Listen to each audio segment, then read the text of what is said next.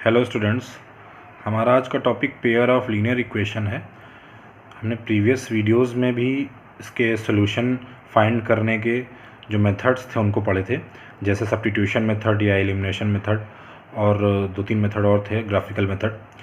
अभी आज हम लोग बच्चों बात करने वाले हैं कि क्वेश्चन आते हैं बोर्ड में, आपने देखा होगा सैम्पल पेपर वगैरह, कि कंसिस्टेंट सॉल्यूशन क्या होता है। कंसिस्टेंट सॉल्यूशन और इनकंसिस्टेंट सॉल्यूशन, इस पर बेस्ड क्वेश्चन कभी कभी आ जाते हैं। तो इसका कॉन्सेप्ट बिल्कुल आज मैं क्लियर कर दे रहा हूँ। ये छोटा सा जो वीडियो है इसमें ये पूरी चीज़ क्लियर हो जाएगी। अब आगे आपको कभी भी कोई कन्फ्यूज़न नहीं होगी, कहीं से कोई क्वेश्चन आएगा आप तुरंत कर ले जाओगे। बट अभी आपको वीडियो बहुत ध्यान से देखना पड़ेगा, ठीक है बच्चों, कि कंसिस्टेंट और इनकंसिस्टेंट सॉल्यूशन क्या होता है, कैसे फाइंड करते हैं और किस टाइप से क्वेश्चन आते हैं, सारी प्रॉब्लम यहीं पे क्लियर। तो चलिए स्टार्ट करते हैं बच्चों। जैसे हम जानते हैं कि हमारा पेयर ऑफ लीनियर इक्वेशन का स्टैंडर्ड फॉर्म होता है a1x plus b1y plus c1 is equal to 0 and a2x plus b2y plus c2 is equal to 0। ठीक है बच्चों, ये हमने पहले पढ़ रखा है कि पेयर ऑफ लीनियर इक्वेशन का स्टैंडर्ड फॉर्म है।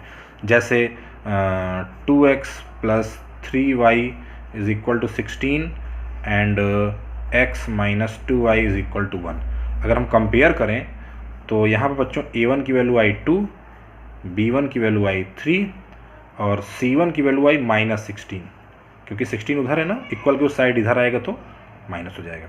ऐसे ही बच्चों a2 की वैल्यू है 1, b2 की वैल्यू है -2 और c2 की वैल्यू है -1।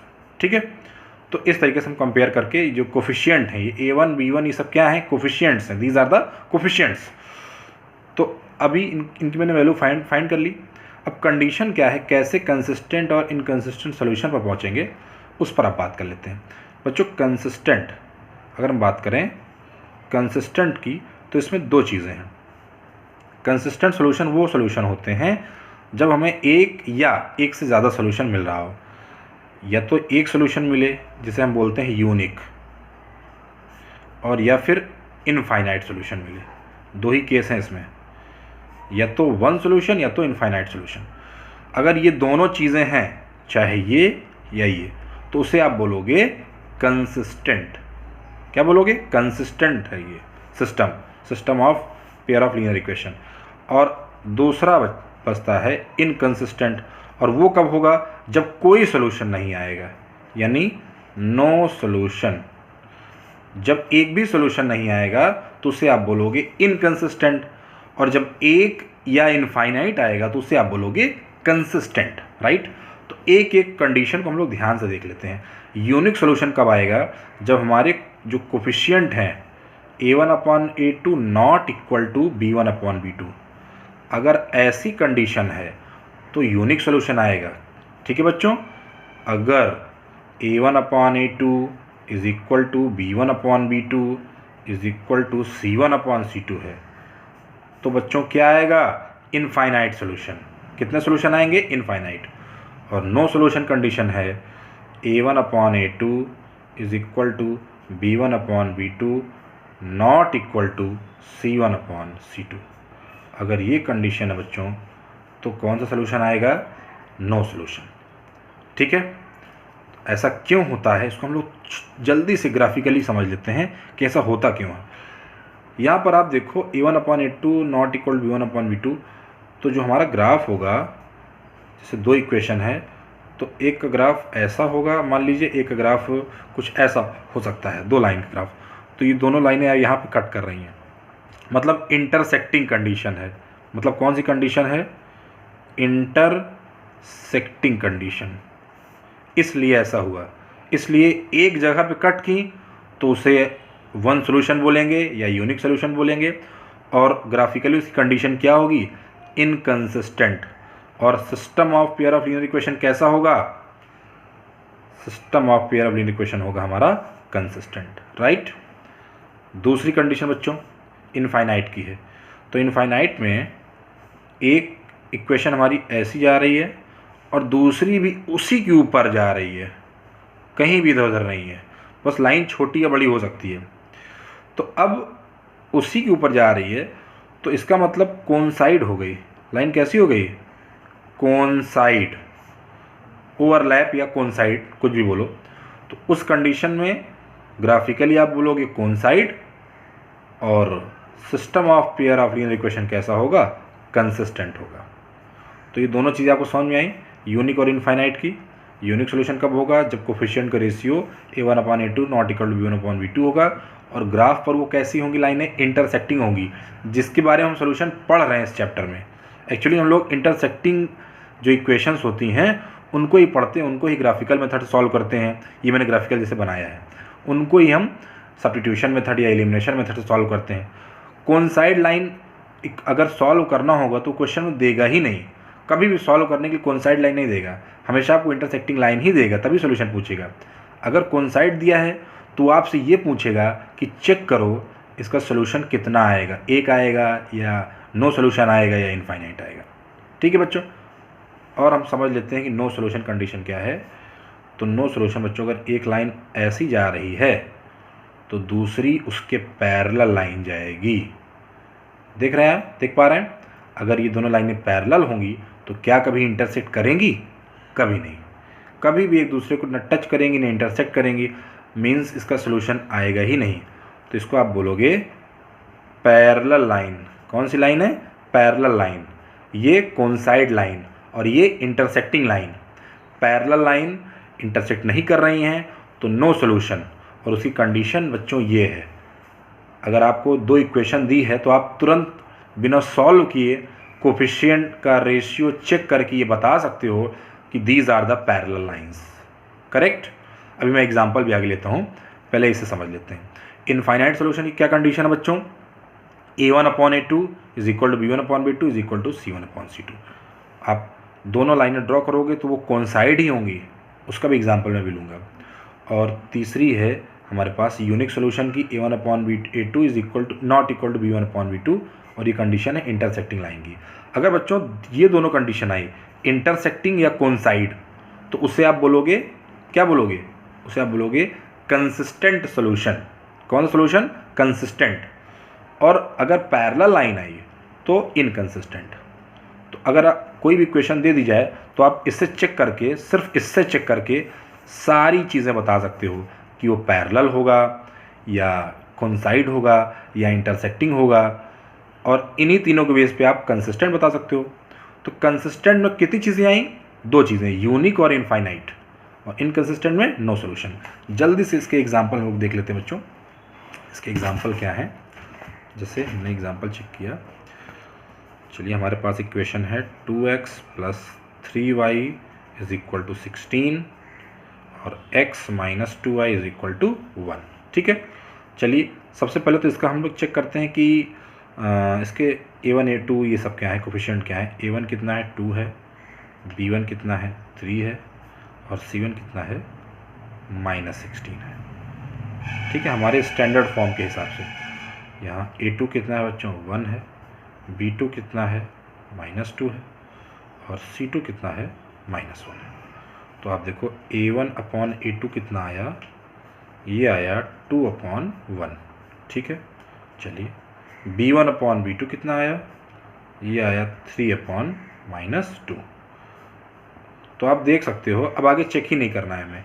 a1/a2 not equal to b1/b2 हो गया। इसका मतलब इसमें कितने सोल्यूशन आएंगे, 1 सोल्यूशन। कितने सोल्यूशन, 1, या यूनिक, इसे यूनिक भी आप बोलते हो। तो ये सिस्टम कैसा हुआ हमारा, ये सिस्टम हमारा कंसिस्टेंट हुआ। कैसा हुआ, कंसिस्टेंट हुआ। आप इसे सॉल्व भी कर सकते हो, आपके पास 2-3 मेथड आपने पढ़ रखे हैं। चलिए मैं उसको सॉल्व करके जल्दी से दिखा देता हूँ। आप चेक करोगे तो भी इसके कितने सोल्यूशन आएंगे भी आप देखना, इसके सोल्यूशन आएंगे, एक सोल्यूशन आएगा। चलिए एलिमिनेशन मेथड सॉल्व करते हैं। यहाँ x है, इसमें इस इक्वेशन में 2 से मल्टीप्लाई कर देते हैं। एलिमिनेशन मेथड मैंने लास्ट वीडियो में बता रखा है, आप चेक कर सकते हो, दोबारा देख सकते हो। 2x - 4y is equal to 2, minus कर दिया, ये कैंसिल हो गया। 7y is equal to 14, y is equal to 2 आ गया। ठीक है, और y की वैल्यू यहाँ रख देते हैं हम लोग, तो x minus 4 is equal to 1 और x इज इक्वल टू 5। तो आप देख सकते हो 5 और 5, 2 या 5 और 2 इसका सोल्यूशन आ गया इस पेयर ऑफ लीनियर इक्वेशन का। और हमने पहले भी चेक कर लिया था, हमें 1 सोल्यूशन मिल रहा था। चलिए जल्दी से हम एक ऐसा कंडीशन लेते हैं, ऐसा इक्वेशन लेते हैं जहाँ पर सोल्यूशन आएगा ही नहीं। जैसे x plus y is equal to 3 और 2x plus 2y is equal to 7। अब देखो बच्चों, a1 की वैल्यू कितनी है, 1 है, और b1 की वैल्यू कितनी है, 1 है, और c1 की वैल्यू कितनी है, -3 है। ऐसे ही a2 की वैल्यू कितनी है, 2 है, b2 की वैल्यू कितनी है, b2 की वैल्यू भी 2 है, और c2 की वैल्यू -7 है। तो a1/a2 कितना आया, 1/2 आया। देख लो, आप ध्यान से देखो, b1/b2 कितना आया, ये भी कितना आया बच्चों, 1/2 आया। c1/c2 कितना आया, c1/c2 आया 3/7। तो कौन सी कंडीशन आई, a1/a2 is equal to b1/b2 not equal to c1/c2। Sorry, ठीक है बच्चों, तो ये कंडीशन आई और इसे आप क्या बोलते हो, नो सोल्यूशन। क्या बोलते हैं, नो सोल्यूशन। और ये सिस्टम कैसा हुआ, इनकंसिस्टेंट। कैसा हुआ, इनकंसिस्टेंट। अगर ग्राफिकली आप इसे बनाओगे तो ये लाइन कैसी जाएगी, पैरेलल लाइन। कैसी लाइन जाएगी, पैरेलल लाइन। तो इसके बारे में देखिए क्या क्या पता चल गया कि नो सोल्यूशन होगा, इनकंसिस्टेंट होगा, और लाइनें कैसी होंगी, पैरेलल होंगी। आप बना के चेक कर लेना, ग्राफिकल मेथड मैंने पढ़ा रखा है ना, आप चेक करना, आप बनाओ ग्राफ पर तो ये पैरेलल लाइन ही जाएगी। ठीक है बच्चों, तो चलिए जल्दी से अभी हम लोग तीसरी कंडीशन हमारी कौन सी बची थी, इनफाइनाइट सोल्यूशन वाली, उसे भी चेक कर लेते हैं। कोई एग्जांपल, जैसे मैंने ले लिया 3x minus y is equal to 2 and 9x minus 3y is equal to 6। ठीक है बच्चों, और चलिए इस पर देखते हैं।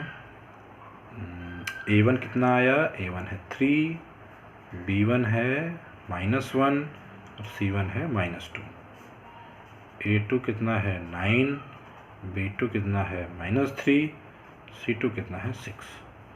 तो a1/a2 क्या आया बच्चों, this is 3/9 is equal to 1/3। और b1/b2 कितना आया, -1/-3, दिस इज 1/3। और c1/c2 देखते हैं, -2/6, -2 यहाँ पे -6 है, तो दिस इज 1/3। आप देख सकते हो तीनों रेशियोज इक्वल हैं, a1/a2 is equal to b1/b2 is equal to c1/c2। तो हमारे पास कंडीशन कौन सी आई, इनफाइनाइट सोल्यूशन की, इनफाइनाइट सोल्यूशन। ठीक है, ग्राफ पे लाइन कैसी होगी, ग्राफ बच्चों लाइन अगर आप बनाओगे तो पैरेलल लाइन जाएगी, बना के चेक कर लेना। सॉरी, पैरेलल नहीं, कौन साइड होगी, एक लाइन के ऊपर ही दूसरी लाइन, आपको दिखाई ही नहीं देगी दूसरी लाइन, आपको लगेगा कि एक ही लाइन है, बट वहाँ पर 2 लाइन होगी, एक के ऊपर दूसरी। कभी आप एक लाइन के ऊपर दूसरी लाइन बनाओ तो आपको दिखेगी क्या 2 लाइन, नहीं। तो इनफाइनाइट सोल्यूशन। और सिस्टम कैसा होगा, कंसिस्टेंट। कैसा होगा, कंसिस्टेंट। तो बच्चों ये था हमारा आज का ये टॉपिक, कंसिस्टेंट और इनकंसिस्टेंट। तो अगर इस पे क्वेश्चन आते हैं तो आप इस पर बेस्ट क्वेश्चन सॉल्व कर सकते हैं। और इस पे क्वेश्चन कई टाइप से पूछे जा सकते हैं कि जैसे कोई अननोन वैल्यू दे सकता है, सपोज दैट यहाँ उसने दे दिया कि kx minus +4y is equal to 7 और 2x minus 8y is equal to 3, और उसने पूछ लिया find the value of k। ध्यान सुनिएगा, find the value of k for which the system of pair of linear equation has unique solution. तो unique solution condition क्या है, a1/a2, a1 की जगह k है और a2 की जगह क्या है, 2 है, नॉट इक्वल टू b1/b2, 4/-8। तो ये कैंसिल हुआ, तो k/2 नॉट इक्वल टू -1/2, ये भी कैंसिल हो गया, तो k नॉट इक्वल टू 1, उसकी वैल्यू क्या आई, k नॉट इक्वल टू 1। ऐसे ही कई तरीके के क्वेश्चन आपकी बुक में भी दिए हैं, सैम्पल पेपर में दिए हैं, प्रीवियस आप पेपर देख सकते हो। और 1 नंबर का क्वेश्चन बच्चों आना ही आना है इस पर, हमेशा 1 या 2 नंबर, कभी कभी 3 नंबर भी पूछ लेता है, बट 1 या 2 मार्क्स का क्वेश्चन फिक्स है। तो कंसेप्ट यही है, इसके अलावा कुछ भी नया नहीं है इसमें, बस घुमा फिरा के पूछ सकता है। थोड़ा सा आपको ध्यान से क्वेश्चन को पढ़ना है, समझना है और उसे सॉल्व करना है। ठीक है बच्चों, चलिए, थैंक यू।